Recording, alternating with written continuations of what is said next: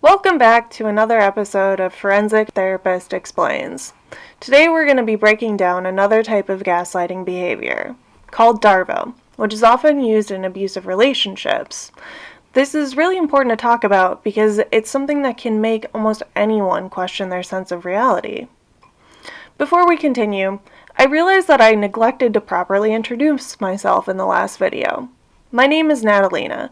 I'm a therapist whose degree is in clinical counseling psychology. As a clinician, I've spent several thousand hours treating individuals who have committed criminal sexual offenses. In this time, I've learned a tremendous amount about how these individuals, especially those with antisocial, narcissistic, or psychopathic traits behave, as well as how to respond to them and those behaviors and put an end to them in the present moment.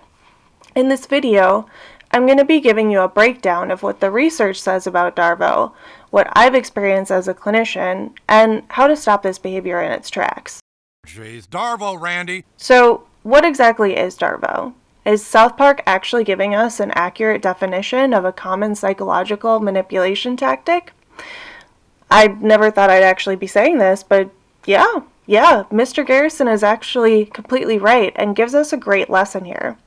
In fact, I actually love that it's South Park that's giving us this, because it's a show with so much longevity. Longtime viewers will recognize that Mr. Garrison and other characters have displayed this behavior before in earlier episodes. It's just never been given a name. That lines up perfectly with where most of the audience is at, having witnessed the behavior but not having a name for it. So let's break it down. I attack, reverse victim, and offender. Alright, let's role play. You be your accusers and I'll be you. Okay, go. Hey, you blew up people's yards who were growing their own marijuana. No, I didn't. Are you joking, you psychopath? Now you're blowing up my yard. Go ahead, try another one. You illegally damage property and make your business... You damage property to make your business more profitable, you lying sack of shit! I'm not gonna be bullied by you! See? It's really not that hard, just takes a little chin wiggle. As you can see, DARVO isn't just one behavior, it's actually a cluster of behaviors. I like to think of it as someone trying to desperately plug holes in a sinking ship. The first thing they try is denial, and then they realize that's not enough. So then they try attacking, but that's probably not enough either. So then they play the victim card. And just in case that doesn't work, let's try to make sure that the other person feels like the bad guy too. As you can probably tell by now, this is a type of gaslighting behavior. The ultimate aim for the person engaging in the behavior is to get the opposing party to accept either a different version of reality or at the very least stop trying to assert opposing views. The truth is, this behavior, DARVO, can actually be really effective in doing just that. It's similar to the debate tactic called Gish Gallop. In this strategy, the debater makes an extreme quantity of arguments, many which are contradictory, false, or simply unprovable, in order to overwhelm their opponent. As human beings, we can only respond to a limited amount of stimuli at the same time, and a multitude of arguments can be mentally jarring. It can throw you off balance and may result in you not being able to communicate your own perspective. Also, there's an additional complexity when these debates are happening in public, because ultimately, what the audience remembers isn't so much what was said, but how they felt about each debater. This means that if one person came across as confident, strong, and determined in their position, and the other person came off as unconfident, confused, or unsure of themselves, well, I hate to keep busting Ben Shapiro's balls here, but your brain really doesn't care about facts. It cares about feelings. Quick neuroanatomy lesson. The anterior singular gyrus, that's this fold that's kind of in the middle of your brain, it decides how to put emotions to experiences. That's its job, processing emotions. And it has a direct line to your hippocampus, which is the part of your brain that decides what we're going to remember and in how much detail. They're actually pretty close to one another. This is why your memory of your first love is so much more detailed and intense than the memory of your first exam, no matter how long you studied for it or what score you actually got. The details of content like that fade, but the emotional coding stays. If you want additional information on this, I would suggest you check out the book called Thinking Fast and Slow by Dr. Daniel Kahneman. So that's the basics of what DARVO is and why it works. It's this extreme form of gaslighting where the gaslighter uses multiple defense mechanisms in succession in order to protect their worldview and break down the opposition. And it works because it hijacks how our brain processes information. It provokes an emotional response and leaves the person feeling confused, off balance, and unable to assert their truth. Keep watching and I'll break down what the literature says on this behavior and how you can respond and get the upper hand when this is happening to you. So for the research portion of this video, I'm going to be looking at an article called Perpetrator Responses to Victim Confrontation, DARVO and Victim Self-Blame, which was published in the Journal of Aggression and Maltreatment and Trauma in 2017. Like I discussed in the last video, the first thing I try to do with articles is assess the credibility of both the authors and the articles. When I did that, I saw that all of the authors are in psychology departments. It's a fair bet to say that they know what they're talking about when it comes to this. When I looked into the journal, I saw, yes, it is a peer-reviewed journal. So why am I harping on this peer-reviewed journal thing? I'm harping on it because the process to being published in a peer-reviewed journal is significantly more difficult than that of being published in a magazine or publishing something in a blog online. In order to be published in a peer-reviewed journal, your article goes through this review process where it's critiqued by experts.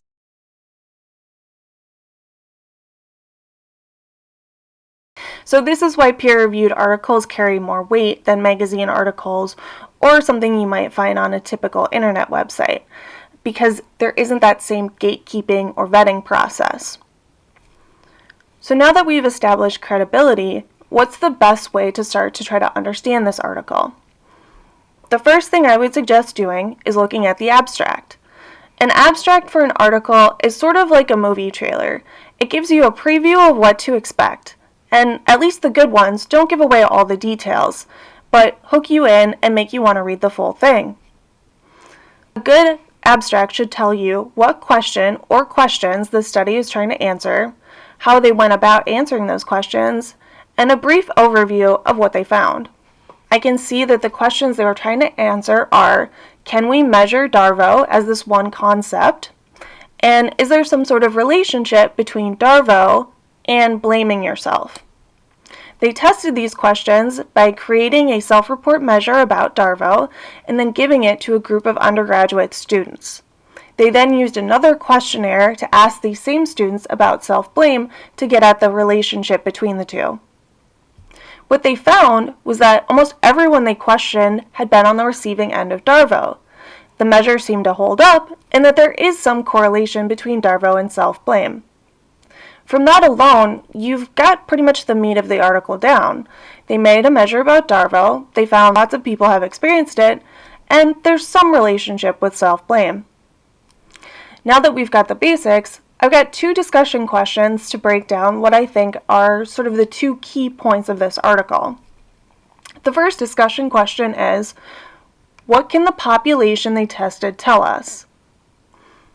As I mentioned, the group of people they tested was undergraduate college students, not people at a domestic violence shelter or a rape crisis center. So this study isn't talking about how DARVO looks in the context of interpersonal abuse. It's looking at it from a broader perspective. In fact, the prompt that participants received at the beginning of this study was to think of a time when they confronted someone who wronged them in some way. So I want you as the audience to take a moment and reflect on how you would respond to that question. If you feel comfortable, go ahead and leave a comment below and whether or not you think that you are on the receiving end of DARVO in that situation. So going back to this study, That prompt led some students to write about experiences such as confronting friends who had lied to them, being cheated on by a romantic partner, or feeling betrayed by somebody in their family. In fact, only a very small minority of individuals in the study wrote about confronting a perpetrator of a violent assault. That this broader sample still almost unanimously had experienced DARVO tells us that this phenomenon is not exclusive to cases of abuse, and may be more broadly experienced than we even realize. So that was my first discussion question. The second discussion question is, what do we make of the relationship between DARVO and self-blame? The study found that those who had experienced higher levels of DARVO during their confrontation had higher levels of self-blame. Now that's probably what I would have hypothesized, and that kind of makes sense, right? It seems like the goal of DARVO is to get the wronged party to blame themselves instead of the perpetrator. So if this is what I kind of expected, why am I bothering to point it out? Well, it's because of the population again. Remember, this isn't a population of abuse victims.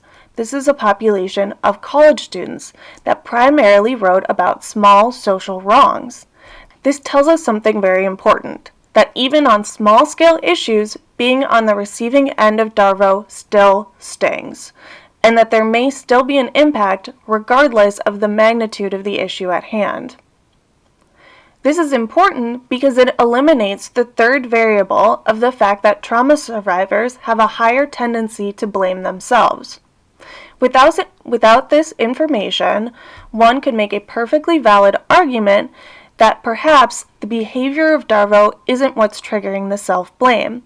It's just being used against a population of people who are much more likely to blame themselves than the general public.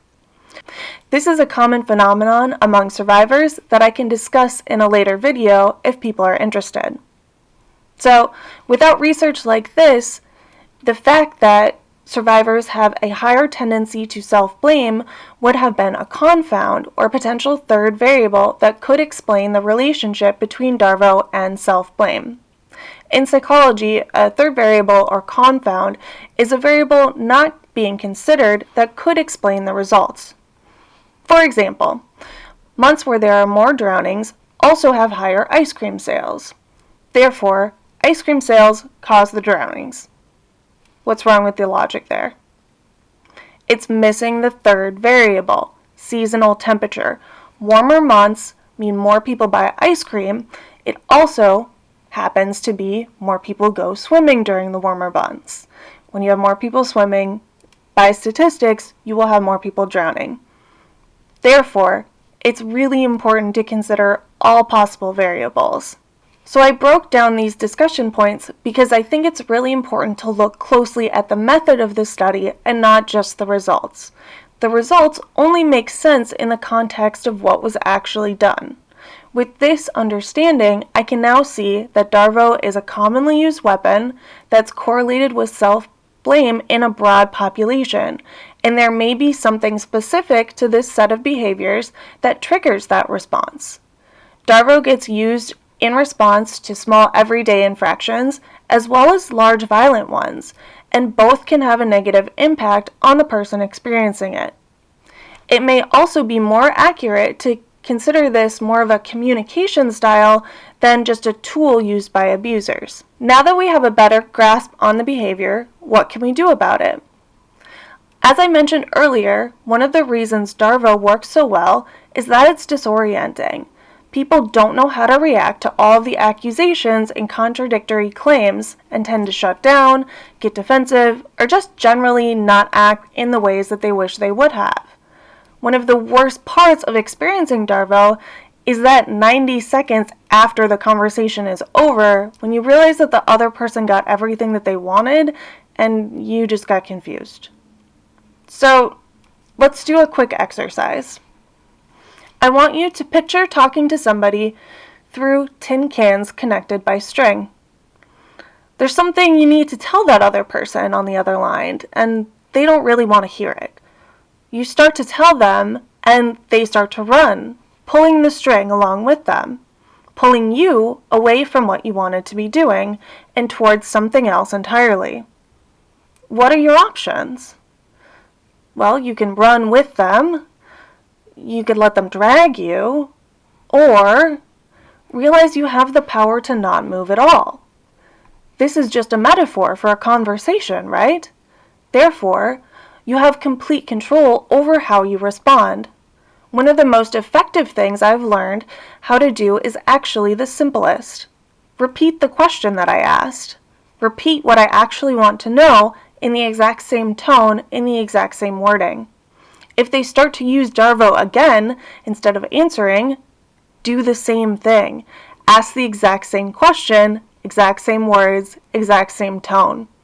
I actually think it's like one of those combination moves because I swear it gets more effective the more you repeat yourself, because you're communicating that you're not going to play their game. In order to not let DARVO get the upper hand, you need to maintain your composure, stay firm in what you intended to say in the first place. The more calm and composed you can respond, the more obvious it becomes to you and anyone else that happens to be watching that you aren't the one escalating this situation. In fact, remaining collected is one of the most important tools of de-escalation, which is generally my goal in responding to this behavior. When someone is using DARVO, they aren't generally at a place where they're able to discuss what's wrong rationally. Essentially, the only way to win DARVO is to not play. Once you start defending yourself against accusations or doubling down on proof, you've already been dragged along 20 miles away from where you wanted to be. It's a lot like that old internet saying of don't feed the trolls. You don't want to respond in a way that's expected or that's just going to reinforce the behavior. DARVO works because it gets you confused. So, play the Uno reverse card and confuse them by not being confused. When you don't respond by taking the bait, they often get disoriented, and that can be a moment for self-reflection, or, at the very least, will leave you feeling more empowered after the conversation is over. So, what are sort of my 3 top tips here? Basically, number 1, know what you're going to say before you confront somebody. If you have a better idea of what you want to say going into the conversation, you're less likely to get confused as it's going along. 2, don't be afraid to repeat yourself. Often you're communicating everything you need to just by doing that. And 3, stay calm, keep collected, and don't lose your footing. I've been able to stop people mid-sentence and get them to realize what they were doing by doing this.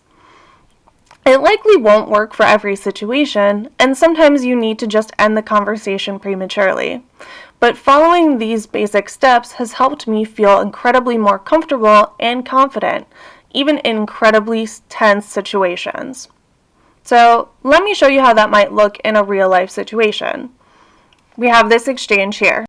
Dead. What do you say to the Americans who are scared, though? I guess nearly 200 dead, 14,000 who are sick, millions, as you witnessed, who are scared right now. What do you say to Americans who are watching you right now who are scared? I say that you're a terrible reporter. That's what I say. Go ahead. I I think it's a very nasty question, and I think it's a very bad signal that you're putting out to the American people. The American people are looking for answers, and they're looking for hope. And you're doing sensationalism. And the same with NBC and Comcast. I don't call it Comcast. I call it Concast. Let me just for whom you work. Let me just tell you something. That's really bad reporting. And you ought to get back to reporting instead of sensationalism. Let's see if it works. It might and it might not.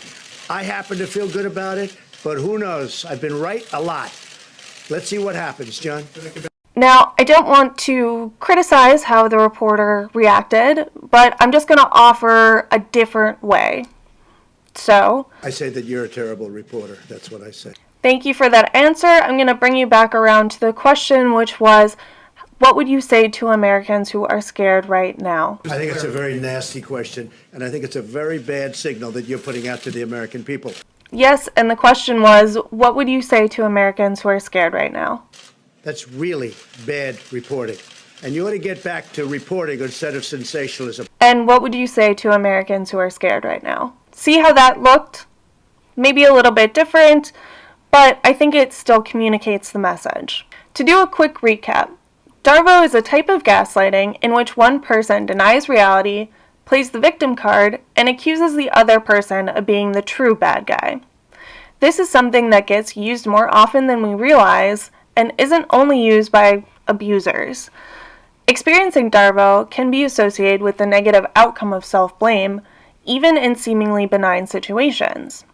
The most important thing to remember when you realize someone is using this type of communication against you is to remain calm and firm in what you intended to say.